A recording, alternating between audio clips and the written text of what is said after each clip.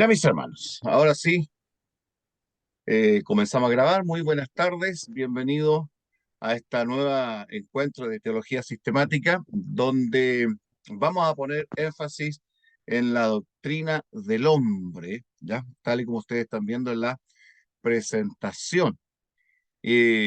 Vamos a ir desarrollándonos tanto en los temas bíblicos, lo que es Biblia, como también el pensamiento que el hombre, el ser humano mismo, ha tenido acerca de sí. Es inevitable que tengamos que tomarlo porque hoy día estamos tremendamente influidos por esas formas de pensamiento a la hora de interpretar o hacer o construir una interpretación que llamemos cristiana o llamemos bíblica acerca del ser humano. Así que a modo de introducción a esta primera clase va a tener que tocar esos aspectos medios complicados de lo que dijeron algunos hombres pensadores. Hemos elegido algunas ideas, no hemos elegido las más complicadas porque no se trata de que compliquemos, sino que podamos comprender el panorama general que envuelve este tema. Así que para ello vamos a orar. Yo le voy a pedir a mi hermano Patricio si tenga la amabilidad de eh, hacer la oración para que comencemos, por favor. Amén. Vamos a orar. Bendito Padre, que moras en lo alto de los cielos, santificado y alabado sea tu bendito nombre. En esta hora te damos gracias porque podemos reunirnos para poder aprender acerca también de ti y también de tu palabra.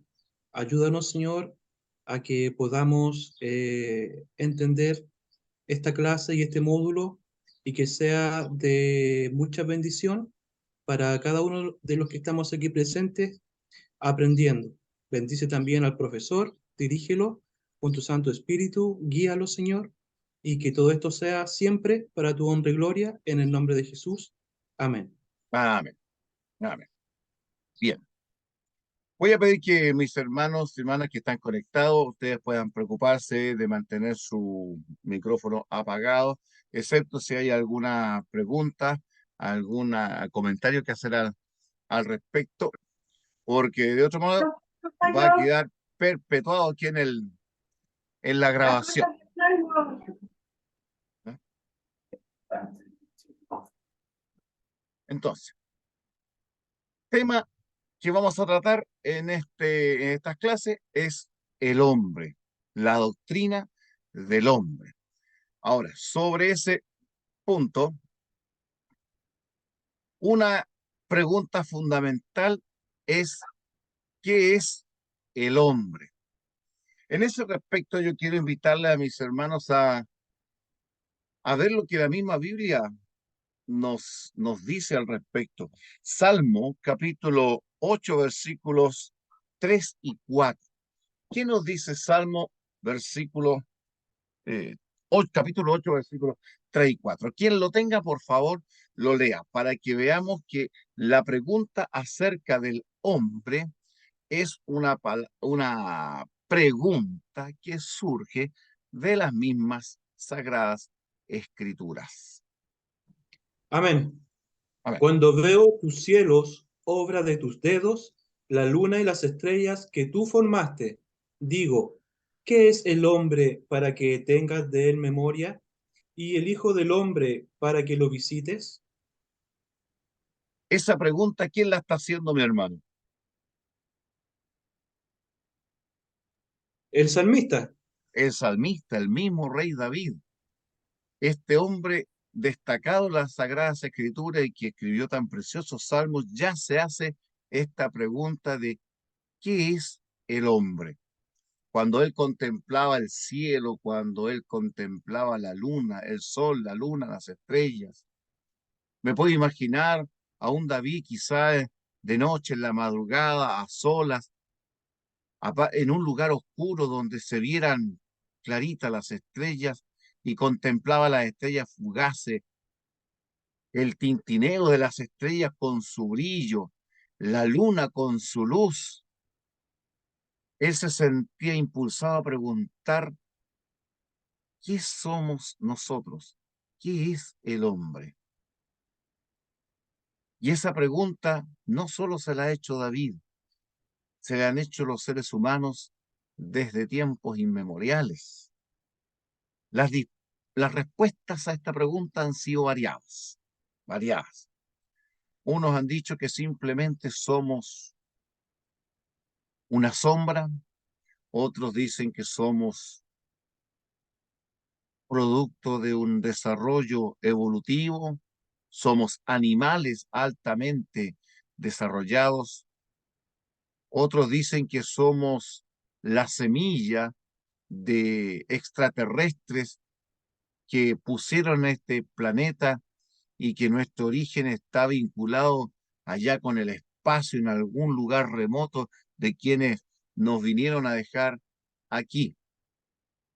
Esas son preguntas que han mantenido siempre al hombre inquieto y lo sigue manteniendo inquieto. Así que esta temática no es una temática que haya encontrado respuesta, sigue siendo una pregunta todavía plenamente en discusión. Ahora, cuando se trata de esta pregunta, hay tres formas en que en general se ha tratado de dar respuesta a esta crucial pregunta que es el hombre. Y estas han venido de tres fuentes distintas, desde la filosofía, desde la teología, y vamos a marcar una diferencia. No es lo mismo decir la respuesta que ha dado la teología que la respuesta que puede dar la Biblia.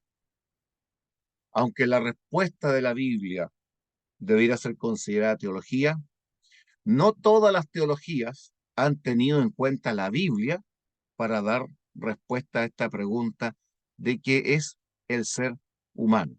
Y por supuesto la filosofía, ese discurrir, ese pensar del ser humano, donde se hace preguntas sobre sí mismo y él con su intelecto trata de responder, ha dado lugar a la evolución, al pensamiento científico y pocas veces ha considerado que la revelación bíblica o la revelación divina tenga alguna importancia en dar respuesta a esta pregunta. Los que más han tratado esta pregunta, por supuesto, es la filosofía. Hasta el día de hoy la filosofía sigue preguntándose qué es el hombre, qué hace aquí, de dónde viene, para dónde va, cómo entendemos el ser humano, etcétera. Entonces,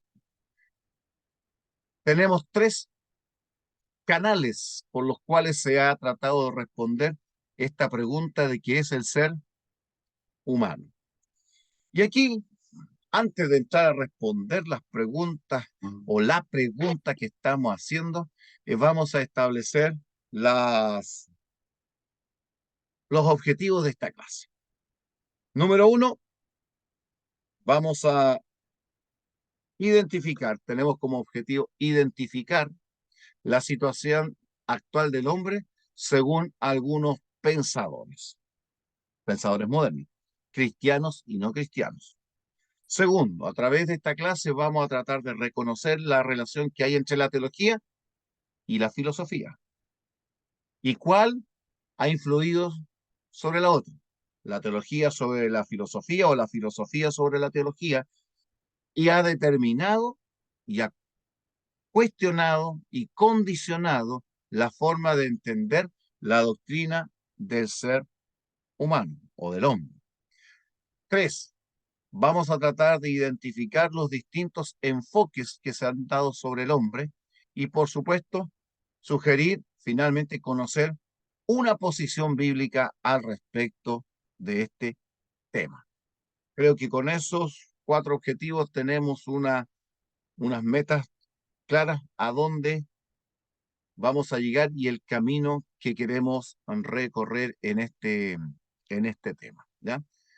No se preocupen de tomar apunte, el que quiere, bueno, toma apunte voluntariamente, pero yo voy a compartir esta presentación para que esté en manos de ustedes y ustedes mismos ya la vayan revisando y estudiando al respecto de este tema. Teólogos, vamos a entrar primero a ver lo que los teólogos nos proporcionan. Hay teólogos, ya pueden ustedes deducir a partir del subtítulo que está puesto allí, que hay teólogos que apoyaron la interpretación filosófica de la doctrina cristiana, partiendo desde la filosofía. Y dijeron, la doctrina cristiana, la doctrina de la Biblia, la enseñanza bíblica la vamos a tomar desde la filosofía, lo vamos a tomar con los filósofos. Y vamos a necesitar aquí lo que pensaron grandes filósofos griegos como Platón, como Aristóteles, Sócrates y otros. Los que apoyaron esta idea fue tan temprano en la iglesia cristiana, cuyo representante estamos viendo allí mencionado, Clemente de Alejandría, en Egipto, norte de África. Él dijo que era necesario estudiar a los filósofos griegos para entender la doctrina cristiana y entender al hombre. Para él la Biblia no era suficiente, se necesitaba la filosofía. ¿Quién le siguió después? Orígenes de Alejandría. Igual, dijo, mira, es cierto que la Biblia y que es revelación de Dios, pero no, vamos a poner también la filosofía aquí y vamos a estudiar esto a partir de la filosofía. Por supuesto, vendrá otro que aquí no pusimos, que es Agustín de Hipona, un tremendo teólogo que va a interpretar toda la teología cristiana a partir también de la filosofía, pero de la filosofía platónica, de este filósofo griego llamado Platón, que vivieron allá por el año 400 antes de Cristo, ¿ya? Pero le va a seguir también otro teólogo, un tremendo teólogo. Hasta el día de hoy se admira a este teólogo, Tomás de Aquino.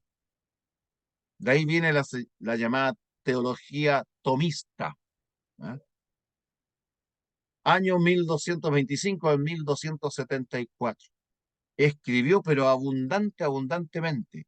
Y él hizo una tremenda interpretación de toda la teología cristiana y del hombre y la doctrina de la salvación y la doctrina del ser humano. Toda la doctrina y el quehacer de la iglesia lo va a interpretar leyendo la Biblia, pero pasándola por el colador de la filosofía griega, en especial la filosofía de Aristóteles, discípulo de Platón. Él es totalmente, como hoy día se usa en filosofía, aristotélico. Es una teología filosófica y aristotélica. Y por supuesto, durante la Edad Media, otros tantos teólogos medievales para estudiar la teología cristiana y la doctrina cristiana usaron sin ningún miramiento la filosofía griega, ¿no? Por supuesto, ustedes ya estarán pensando qué tan legítimo fue eso. No fue muy legítimo, porque la mente de estos hombres impresionantes en inteligencia, la misma iglesia en todos sus ámbitos, tenía más en la cabeza filosofía griega que Biblia o doctrina cristiana.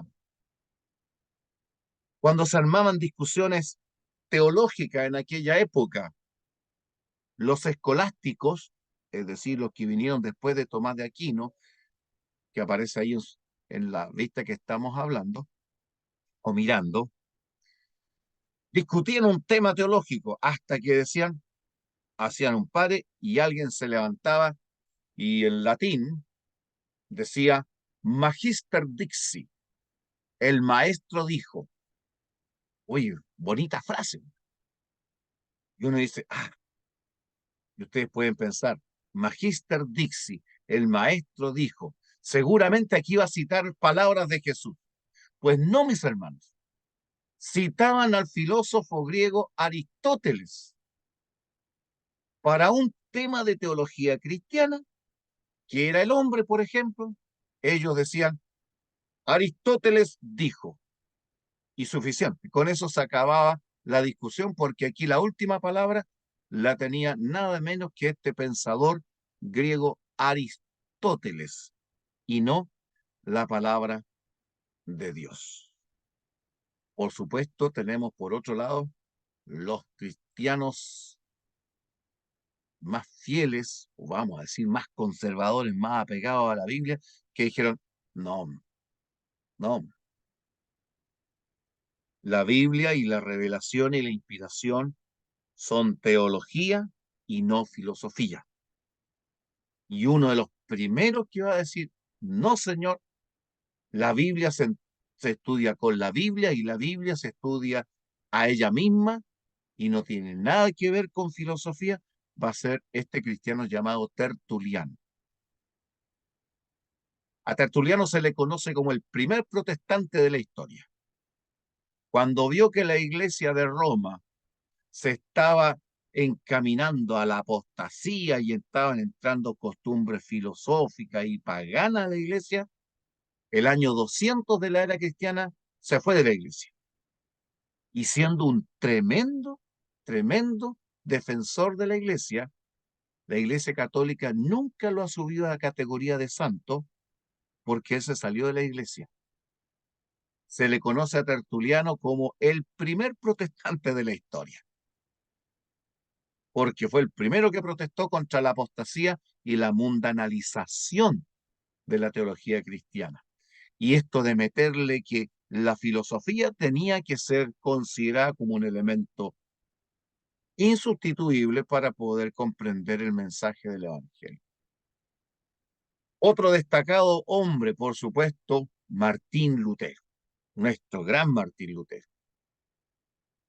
No acepto, dijo él en el concilio allí ante la dieta de Worms, no acepto las decisiones ni de papas ni de concilios, pues ellos se contradicen, a menos que me convenzan por la Biblia, dijo él, y por la razón, yo no voy a retractarme de nada de lo que he enseñado. Mi conciencia, dijo él, es cautiva de la palabra de Dios. Gran declaración de este hombre. ¿Qué razón tenía? En otro momento, haciendo énfasis también en la palabra de Dios, dijo, no crean nada que no esté en la palabra de Dios, aunque aquel que diga eso haga llover milagros todos los días, no. Si se aparta de la palabra de Dios, no. Aunque haga milagros. Otra declaración que pone el énfasis en la palabra de Dios. Y por supuesto, Calvino, Juan Calvino, tan contemporáneo de Lutero, también es otro que va a decir, no, no, no, no. La filosofía, que se vaya con los filósofos, nosotros somos cristianos y acá somos teólogos y no filósofos.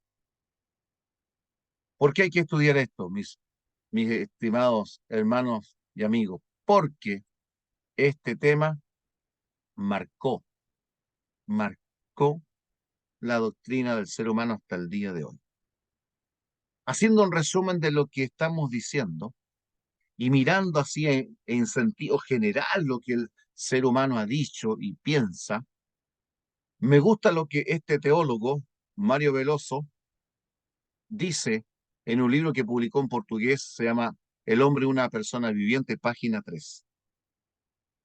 El hombre no ha tenido la capacidad, el ser humano, ¿no?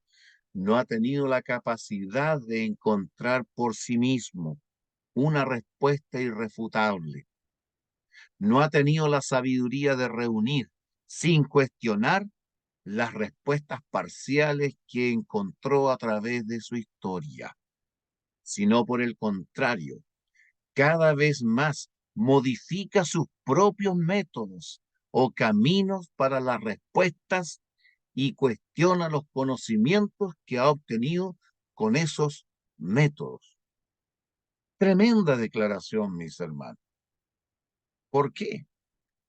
Porque este teólogo está diciendo que el ser humano sin Dios y sin la revelación de Dios, claro, va a construir conocimiento, va a sacar teorías, filosofías, doctrinas, pensamiento, Pero lo que un día el ser humano considera maravillosamente bueno, que es la última y gran verdad, al día después, él mismo la está destruyendo y dice, no, no era verdad, era mentira. Y sucede eso, va como paso a paso, deshaciendo y reconstruyendo. Por lo tanto, lo que dice este teólogo no ha tenido la capacidad de construir un conocimiento y una verdad que sea permanente en el tiempo. Y difícilmente lo va a hacer. ¿Por qué creen ustedes que va a ser difícil lograrlo? Porque hay una declaración en la Biblia que nos da la razón. Sécase la hierba y la flor se marchita, o marchítase la flor. Más ¿qué cosa dice? La palabra del Dios nuestro permanece para siempre. Ahí está la respuesta. Ahí está la respuesta. Todo lo que sea humano siempre va a tener un momento tremendo, va a ser la idea, la última idea, la más fuerte, la más maravillosa, y con ello va a ridiculizar cualquier otra idea, pero pasa el tiempo y deshace esa misma idea que construyó porque dice, no, esta no nos servía, estaba equivocado, y saca otra. Y esa otra la considera la última, la quinta esencia, lo mejor de lo mejor, pero pasa un tiempo después y se da cuenta que también tenía falla y la desarma y ya no puede creer en ella. Y así sucesivamente. Siempre está cuestionando sus propios métodos, siempre está cambiando sus ideas y esto es una cosa que debemos tener en cuenta, hermanos, cuando presentamos el Evangelio. Las ideas humanas no son permanentes en el tiempo. La palabra de Dios sí. Esa es nuestra seguridad.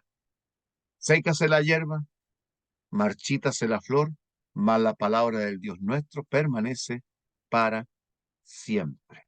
Esto va a estar con ustedes, mis hermanos, para que las mediten ustedes mismos con respecto a esto. Vamos a mirar lo que algunos teólogos hablan sobre el hombre, teólogos que a la vez también son filósofos. Wolfhard Pannenberg. Wolfhard Pannenberg. ¿Qué dice él con respecto a nuestros tiempos? Dice, estamos viviendo en la era de la antropología, en la era del hombre. Todo es estudiar al hombre, todo se concentra en el hombre, el centro de todo es el hombre.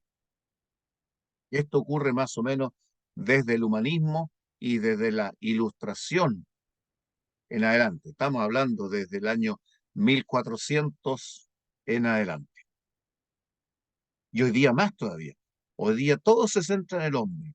La satisfacción del hombre, el placer del hombre, los gustos del hombre, el pensamiento del hombre, el intelecto del hombre, todo se centra en el hombre mismo. O sea, ahora el hombre es su propio Dios. Y esto ha penetrado incluso en la teología, porque lamentablemente hemos endiosado a teólogos a cuales los consideramos a veces como los referentes y dueños de la verdad bíblica. Si lo dice él, yo lo creo. Ah, que lo dijo el teólogo fulano de tal. Y en eso a veces estamos perfilando el hecho de que estamos siendo influidos por lo que dice Wolfgang Pannenberg, que vivimos en la era de la antropología, vivimos en la era en que lo que dice el hombre es la última palabra, especialmente en estos tiempos. Sin embargo, miren lo que dice acá otros grandes pensadores. Y estos son ideas de intelectuales que el mundo respeta, intelectuales que el mundo entero respeta prácticamente. Y esto es una clave para cuando predicamos el Evangelio. Pues esos pensadores intelectuales, esos filósofos, están diciendo lo que nosotros En el Evangelio decimos con otro lenguaje, pero es lo mismo, que el hombre está sin Dios perdido, que el hombre está en un conflicto, en una crisis, pero ellos lo dicen con este otro lenguaje, que es casi lo mismo, que el hombre sufre una necesidad elemental. ¿Cuál es esa necesidad elemental? Ya lo decía David también. Mi alma tiene sed. ¿Sed de qué? ¿Se acuerdan ustedes? ¿Qué necesidad tiene el hombre? Cuando dice la Biblia de allí, Dios. correcto, mi hermano, mi alma tiene sed y tiene sed de Dios. Esa es la necesidad que sufre el hombre. Hoy día, cuando el hombre vive esclavo de la depresión, esclavo de la angustia, esclavo de la desesperanza, esclavo de los conflictos entre personas y conflicto consigo mismo, es porque está mostrando que está experimentando y sufre una tremenda necesidad. Y esa necesidad es la necesidad de Cristo, es la necesidad del Evangelio. Nada, nada va a llenar esa necesidad, mis hermanos. En esto, en el momento en que ustedes les toque evangelizar o dar testimonio de Cristo o predicar, usted tiene que irse a la segura. Usted tiene que estar seguro de que las personas que están oyendo, que no son cristianas, tienen todas, lo digan o no lo digan, más grandes o más pequeños, todas tienen un conflicto interno. Todas. Todos experimentan soledad. Todos experimentamos soledad. Por lo tanto, cuando usted le diga, tú te sientes solo, esa persona se va a sentir tocada. Y aunque no lo digas, a veces los ojos se le va a notar o en la expresión del rostro, en alguna reacción, dice, "Puta, es cierto, me siento así". Sufres una necesidad interna, te despiertas en la noche y te pones a pensar y tu mente divaga y va de un lado a otro y no te puedes quedar dormido. ¿Por qué? Porque sufres una necesidad elemental. Eso lo dijo ya un teólogo tan famoso como fue Jürgen Moltmann. Ahora, Abraham Heschel, un famoso pensador y filósofo judío de este siglo XX, tiene esta frase también clave y nos dice, el hombre, se está refiriendo al hombre aquí, corre el peligro de perder el sentido de la vida.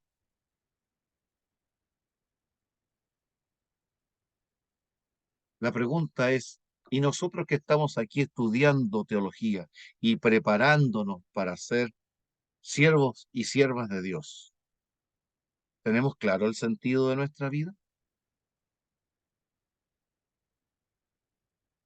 ¿Sabía usted que no sirve de nada ser teólogo? Yo conozco de hace unos años un doctor en Nuevo Testamento, profesor de una universidad cristiana que hacía clase en el seminario para formar pastores. Un día no llegó a clases y no llegó el primer día y no llegó el segundo día y no llegó el tercer día y empezaron a echarlo de menos. Lo llamaran y no contestaba su teléfono. Hasta que fueron a la casa, golpearon la puerta de la casa, nada. Hasta que con la autorización policial, la misma policía echó abajo la puerta de la casa para encontrar a este teólogo colgado del cuello y habiendo dejado una carta en que decía y confesaba que se suicidaba porque no había encontrado el sentido de su vida. ¿Cómo uno puede decir esto? ¿Puede pasar esto? ¿Cómo? ¿Cómo? ¿Puedo yo ser un estudiante de teología y sin embargo no tener claro el sentido de mi vida? ¿Y que yo esté sufriendo esa necesidad elemental? Leo, Eschi, Esche, Cis. Disculpen no soy especialista en la pronunciación de estos nombres medio extraños, ¿ya? Pero tiene una declaración también tremendamente clara, terrible.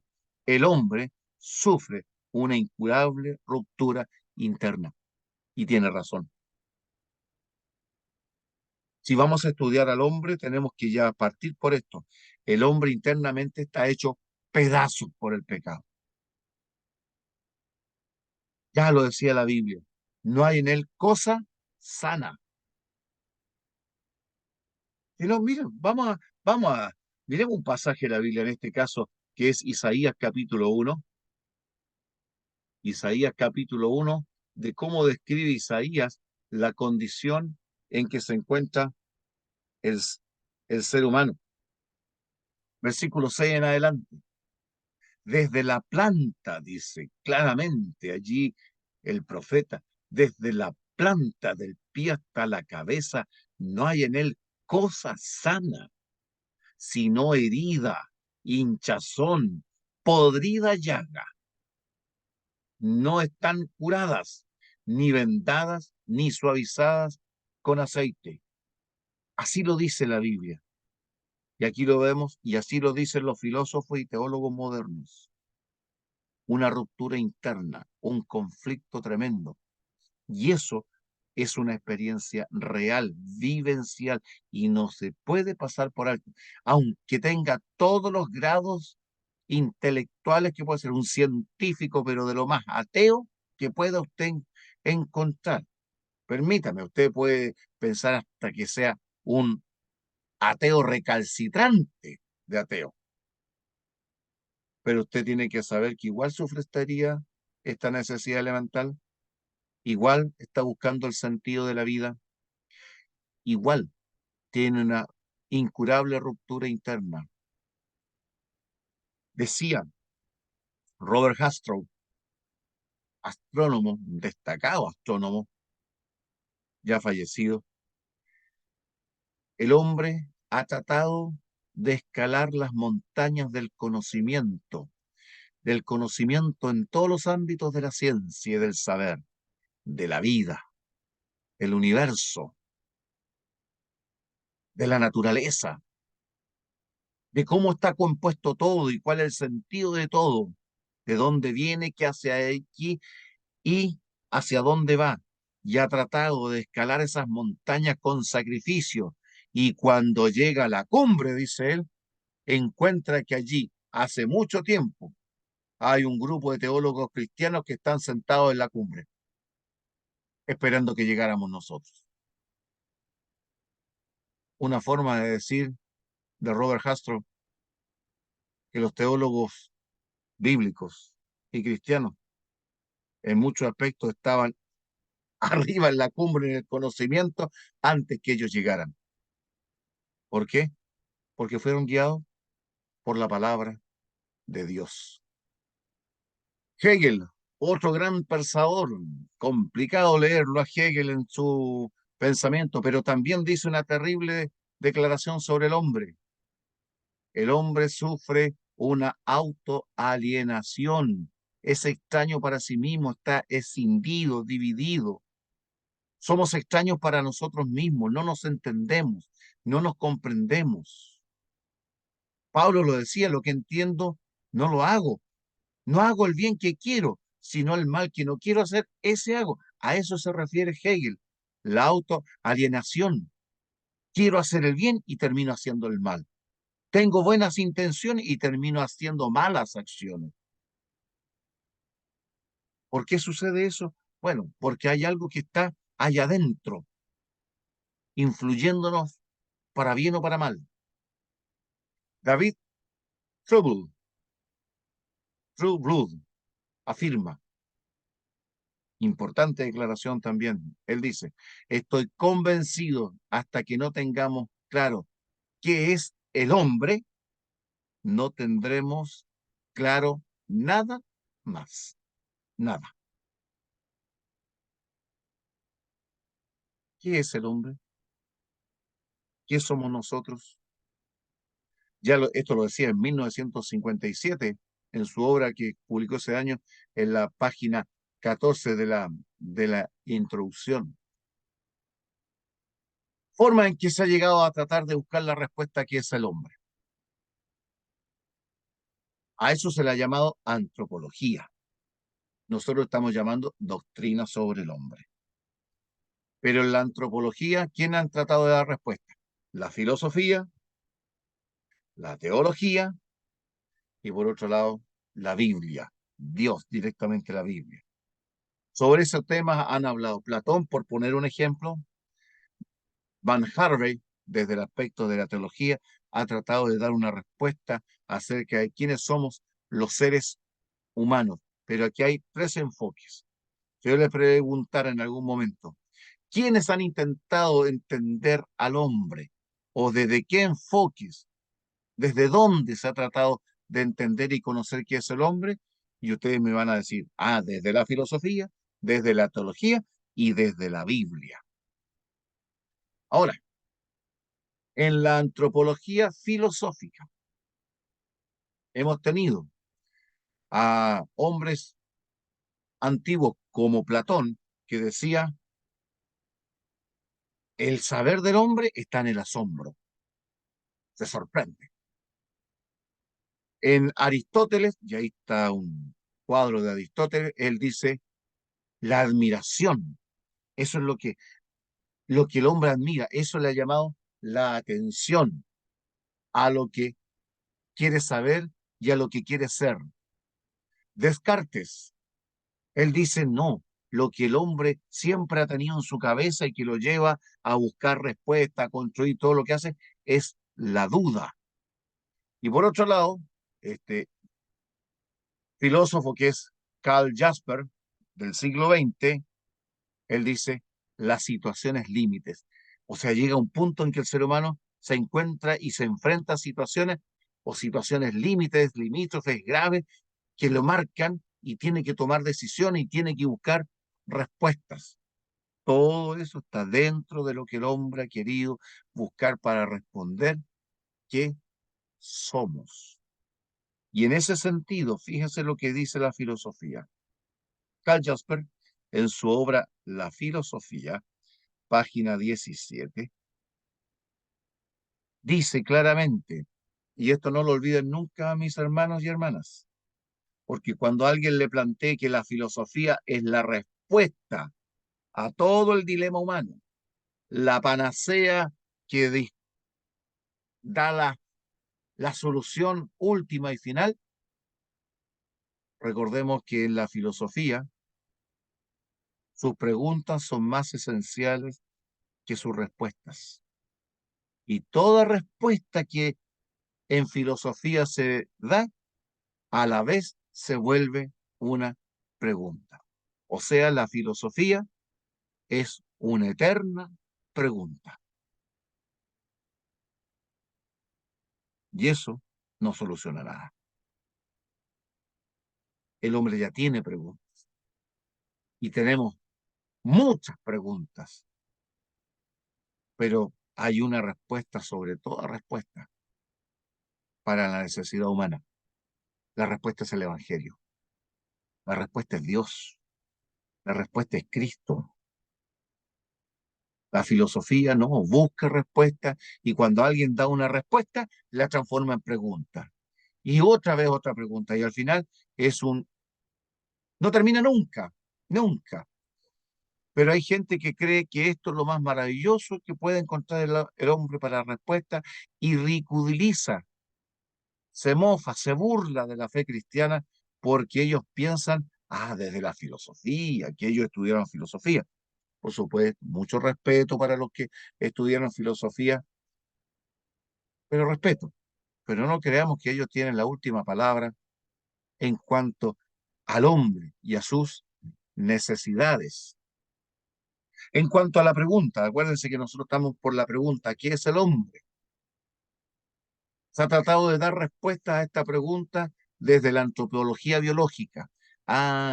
El hombre es, Max Scheler, tenemos en este planteamiento, dice, el hombre es una estructura biológica compuesta de células, química, elementos, músculos, células, neuronas, que es lo constituye en un ser maravilloso, complejo, y la admiración por la biología y la estructura biológica del hombre lo vuelve en el centro de atención y de respuesta. ¿Qué es el hombre? Una estructura biológica maravillosa. Pero esa es la respuesta final de lo que somos. No. Burnett Taylor sugiere la antropología cultural. Ah, los pueblos y las naciones han tenido cultura, pensamientos, formas y creencias.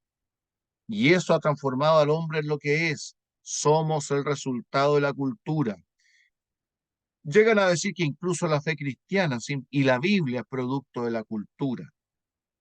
Y bajo ese pensamiento hay cristianos y teólogos que dicen, mire, la Biblia no hay que creerla completamente porque tenemos que saber y reconocer que la Biblia se formó en un tiempo y en un contexto cultural en que tenían esas creencias y pensaban de esa manera, pero ahora nosotros vivimos en otra cultura, en otro tiempo, estamos más avanzados, por lo tanto esas ideas que antes tenía la Biblia sobre ese tema ya no son válidas.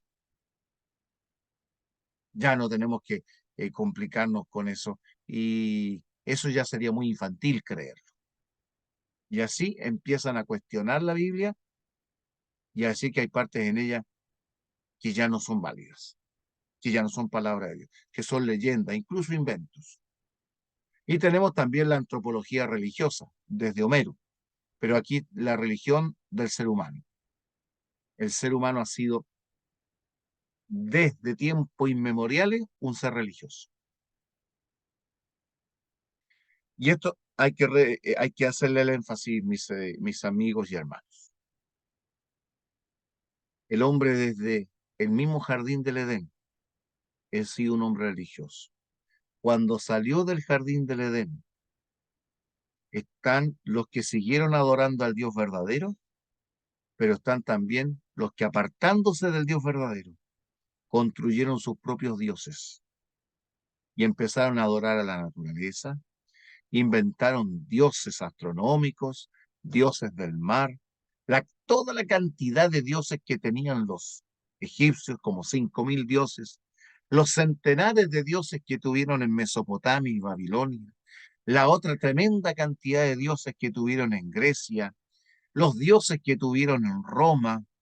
Después vino el cristianismo, pero en el cristianismo lo que antes fueron dioses, los transformamos y le dimos nuevos nombres. Y le pusimos los nombres de los apóstoles, el nombre de los santos de la antigüedad, el nombre de la Virgen María, y pusimos sus imágenes y seguimos con una cultura idolátrica vestida de cultura cristiana, antropología religiosa. Todo eso en el mismo línea para poder entender al ser humano. Esto es necesario tenerlo en cuenta, porque cuando usted vaya a dar testimonio, vaya a predicar de Cristo, se va a encontrar con gente que tiene este pensamiento y van a enfrentarlo con estas cosas y van a tratar de burlarse de usted con sus ideas.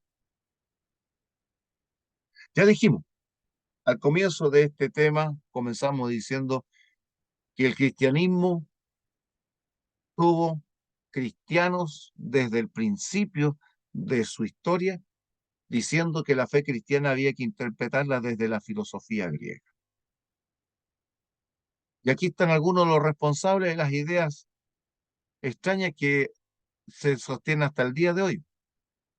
Protágoras, cuando le preguntamos a este hombre acerca del hombre, aquí está una de las ideas que hoy día más énfasis se hace. Protágoras fue el que dijo, el hombre es la medida de todas las cosas. Y hoy día hay hasta un teólogo que dijo, el hombre es la medida de todas las cosas, hasta Dios tiene que ser medido con el hombre, hasta Dios. Eso no lo dijo Protágoras, eso lo dijeron teólogos en pleno siglo XX y XXI, que hasta Dios tiene que ser medido por el hombre mismo. La pregunta es, ¿el hombre es la medida de todas las cosas? ¿Qué diríamos nosotros?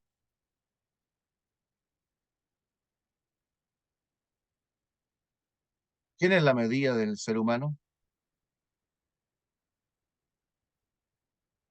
A lo mejor podría ser un hombre, pero cualquier hombre. ¿Qué hombre es la medida de todo ser humano? ¿Recuerda lo que dice el Evangelio según San Juan, capítulo 14? Hay alguien que dijo, ejemplo os he dado. ¿Quién será?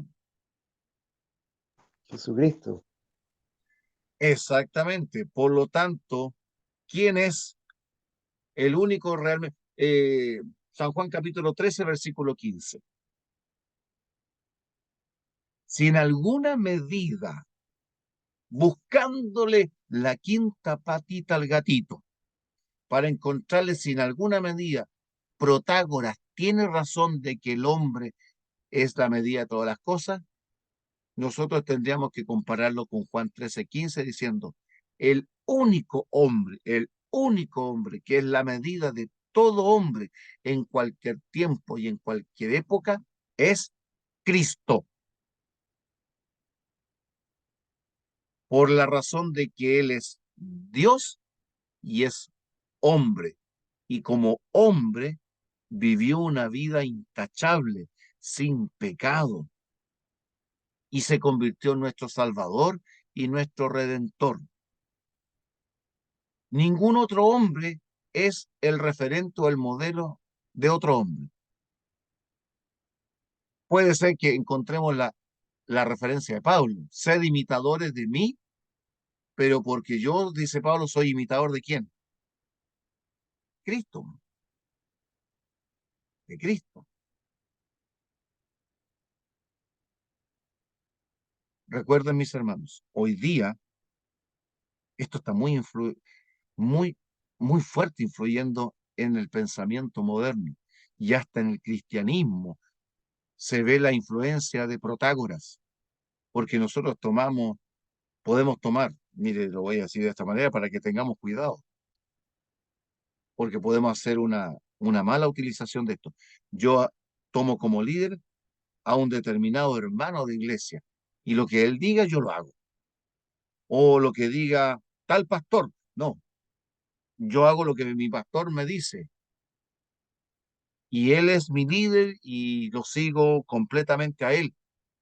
¿No estaremos en eso peligrosamente siguiendo la idea de Protágoras? ¿El hombre es la medida de todas las cosas? No, Dios en Cristo es la medida de todas las cosas. Dios en Cristo. Seguimos después, este otro hombre, Platón, dice el hombre es un ser racional y moral. Sí, en eso vamos a encontrar la razón. Sí, Dios nos dio razón para que pensáramos y también nos dio una moral. Nos dio el concepto de lo bueno y lo malo. Y Él nos dice que es correcto o lo que es incorrecto. Pero tenemos acá otra vez a Aristóteles que nos echa a perder la visión. Mire, estamos tan bien y ahora este varón dice aquí que el hombre es un animal racional, o sea, un animal que piensa. O sea que aquí tenemos los antecedentes de lo que es la teoría de la evolución. La evolución nos dice que el hombre simplemente es un animal que piensa y es un ser político. Incluso Aristóteles dijo, el hombre es un animal político. Político en el sentido que es un hombre que vive en relaciones políticas, de entendimiento quién gobierna, cómo gobierna, y la administración, lo que es correcto, lo que es correcto, las leyes, las no leyes, cuando hay guerra, cuando no hay guerra, las clases sociales, cómo hacemos administración pública, cómo vivimos en democracia. Por eso que esta gente es inventor de la democracia, porque con Aristóteles salió el hecho de que el ser humano es un animal político. Y ahora aquí entramos a otro tema, poniendo a un lado ahí Lo que dijo la filosofía, acuérdense que tenemos tres fuentes, ya analizamos la primera fuente. La primera fuente era la filosofía griega, que dice el hombre. La segunda fuente que nosotros decimos es la antropología teológica. Y alguien representativo de esta idea es Van Harvey, que él nos dice, plantea la pregunta, ¿qué es teología? ¿Qué es teología? Y él dice, mira, hay dos formas de entender la teología. Una concepción amplia de la teología y una concepción restringida o más reducida de la teología. La concepción amplia es la relación de el hombre con Dios o de Dios con toda la naturaleza o con todo lo que él ha creado. Esa es una forma en que hacemos teología.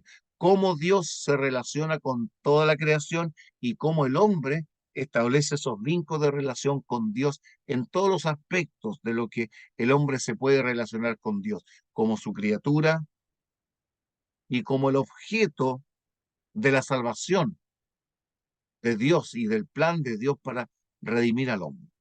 Ese es el concepto más amplio. Ahí están todas las doctrinas, todas las facetas de teología se entran allí. Allí es donde podemos poner toda la teología sistemática.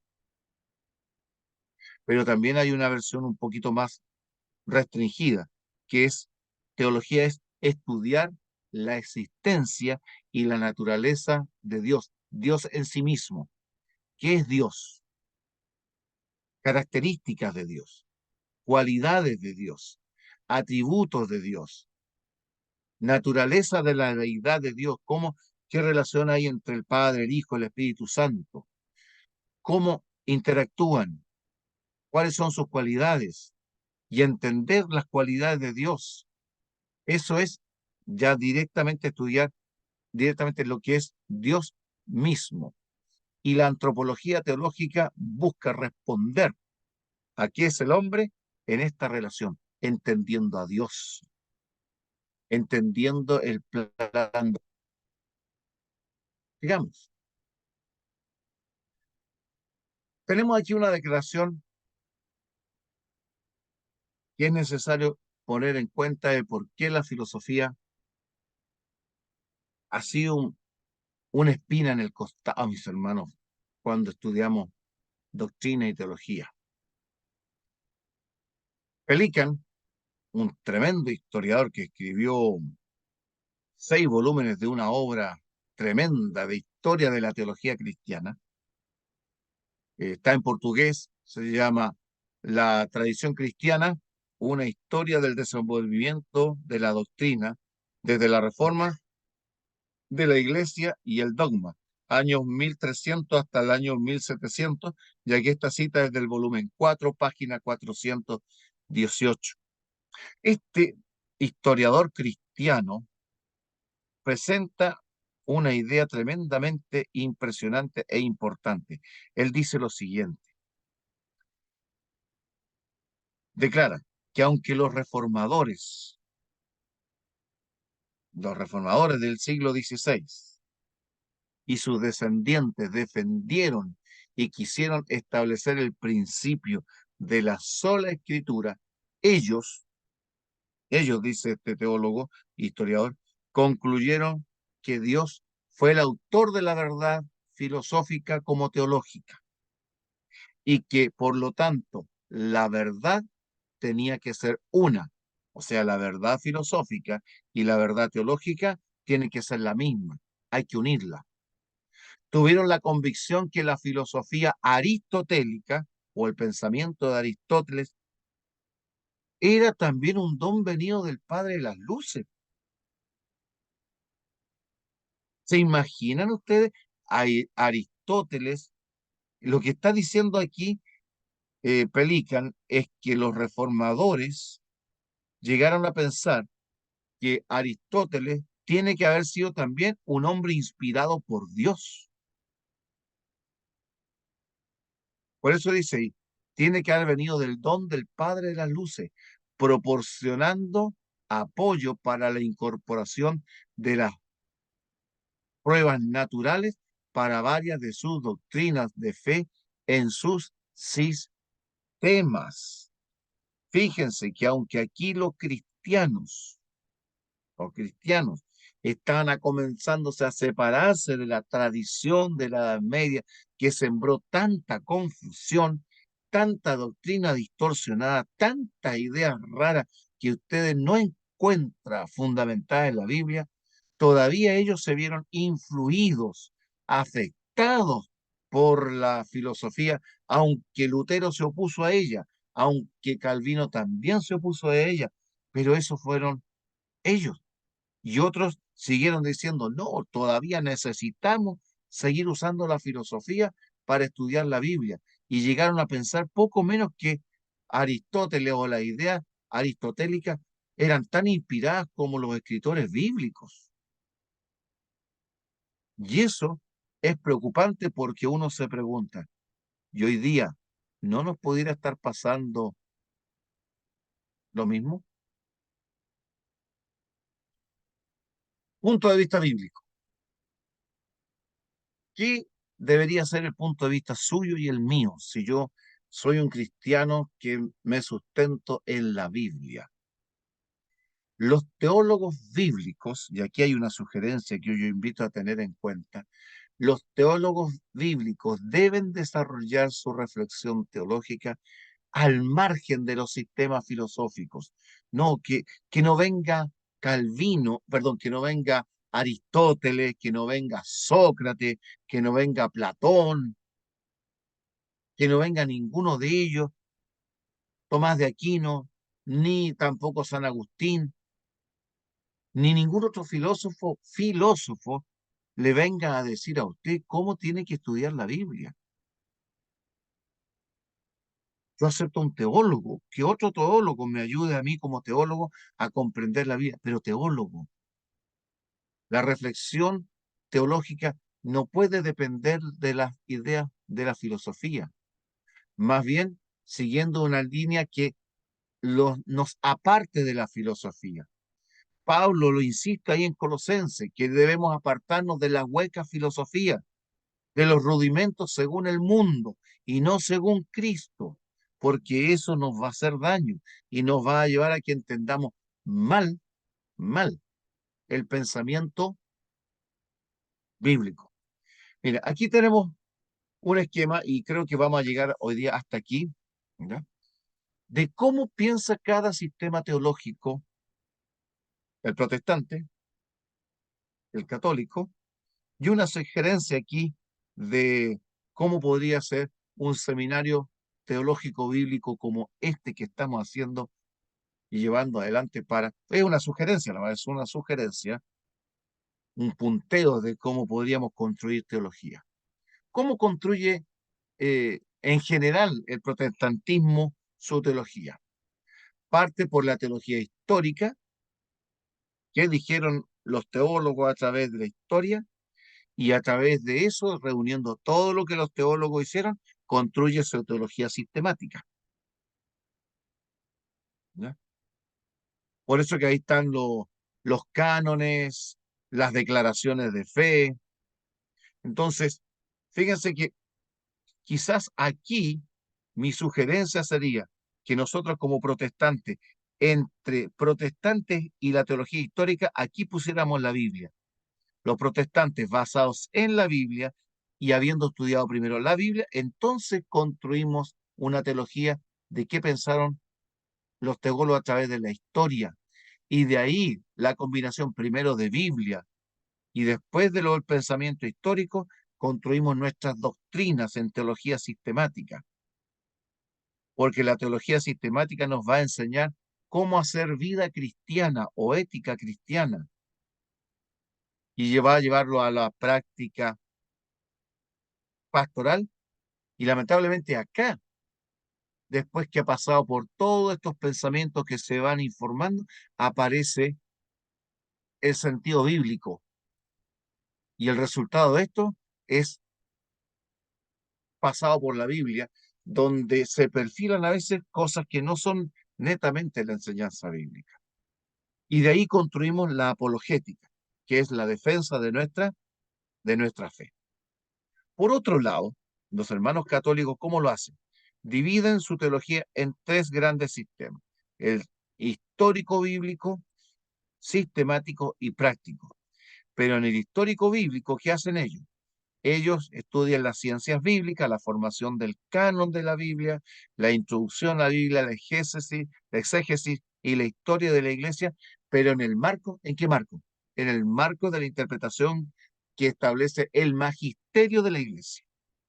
La iglesia tiene un grupo autorizado de teólogos que dicen qué se debe estudiar, cómo se debe estudiar y qué no estudiar y cómo se debe interpretar. Más la tradición de la iglesia. Y en la tradición de la iglesia está lo que los papas dijeron, lo que los concilios de la iglesia católica dijeron. Y todo eso son condicionantes y coladores de la enseñanza bíblica, donde finalmente la Biblia pasa por la tradición de la iglesia, por el magisterio de la iglesia, por los concilios de la iglesia, las declaraciones del Papa, y después de pasar por todos esos coladores, entonces ya esto es lo que vamos a querer como teólogos católicos y es lo que vamos a enseñar.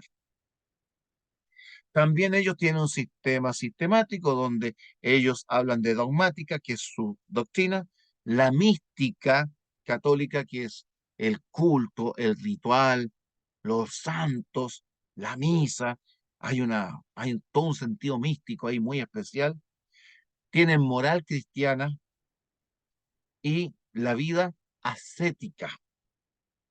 Por otro lado, finalmente tenemos la liturgia, el derecho canónico, que son las reglas que maneja la Iglesia Católica para los sacerdotes y para el estudio y el desarrollo de su misión y de su teología, y la teología pastoral. Pero aquí hay una sugerencia en rojito de cómo podríamos hacerlo un poquito más bíblico nosotros. Un seminario teológico bíblico debiera tener, en primer lugar, debiera ser bíblica, por supuesto. Para mí debiera ser bíblica. Después de la Biblia, nosotros empezamos a estudiar cuál es la historia de la teología, pero teniendo en cuenta primero la Biblia.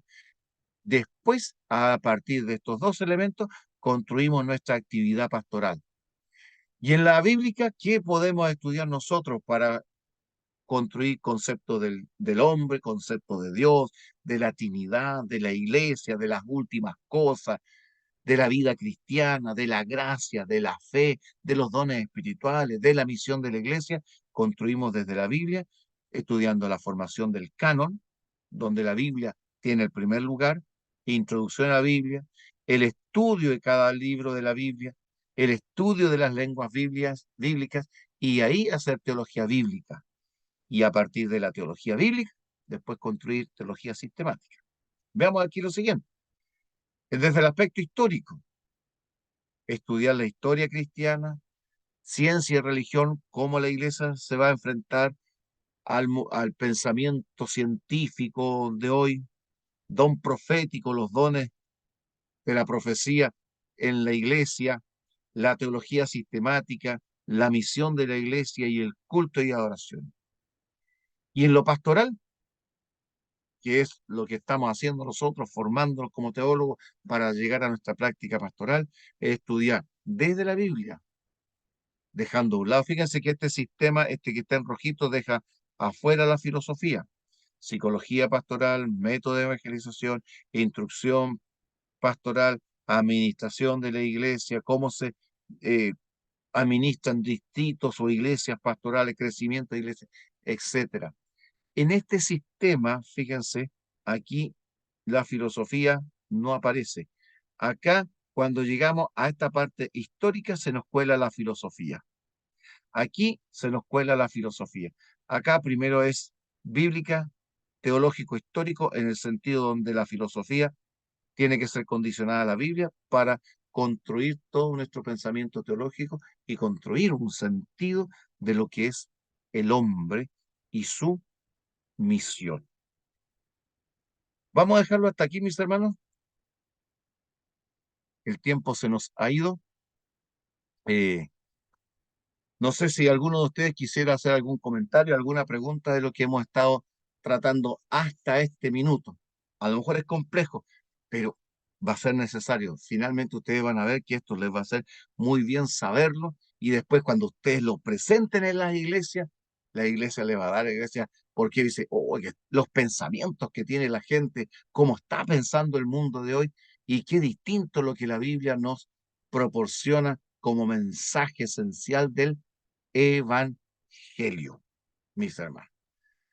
Preguntas, doy el tiempo, hermano Patricio, ahí a los que quieran hacer alguna consulta o pregunta. Sí, amén.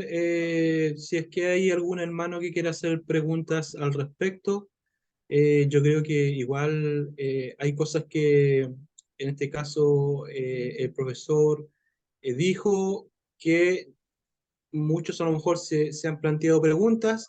Este es el momento de hacerlas. Y si no, que calle para siempre. Después no hay vuelta atrás.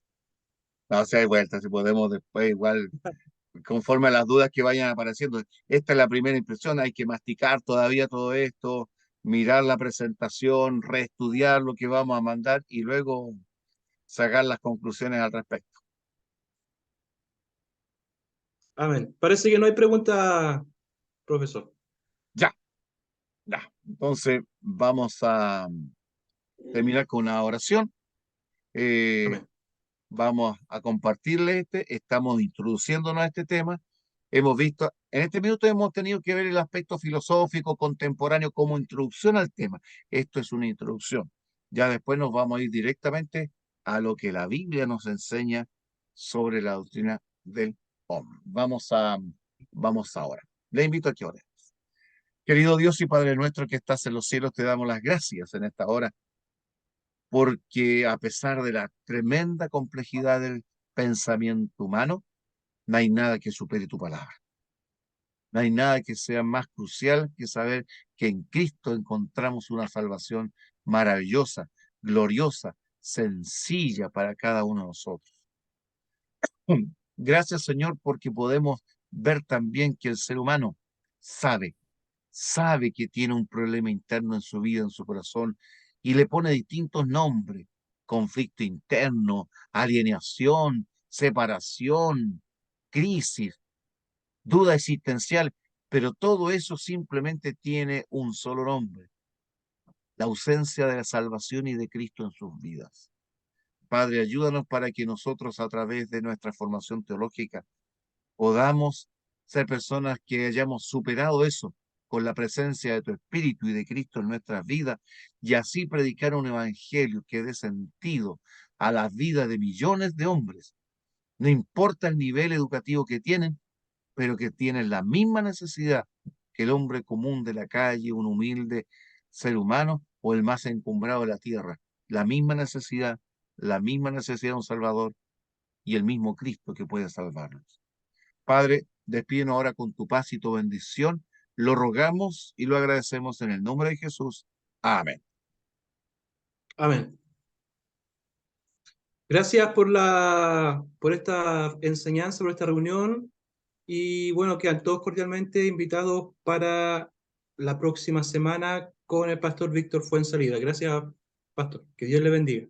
Muchas gracias, mi hermano. Gusto en Bendiciones, saludarle. bendiciones, Saludos, pastor. bendiciones, que descansen. Igualmente, muy buenas noches. Saludos. Chao, chao.